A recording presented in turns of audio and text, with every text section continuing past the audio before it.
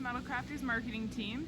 Over the next few days, I'm going to take you all on a virtual tour around the shop. First off, just want to show you here we have plenty of metal in stock. We are working hard on getting this all turned into parts.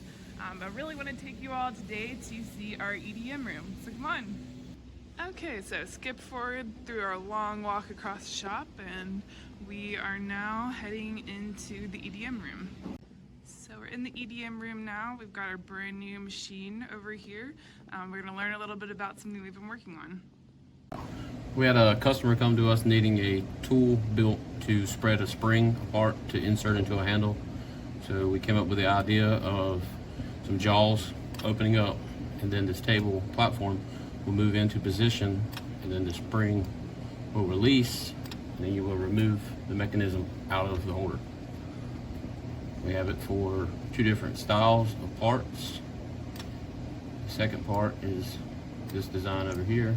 It does the same process, and then it'll move into position with a different type of spring.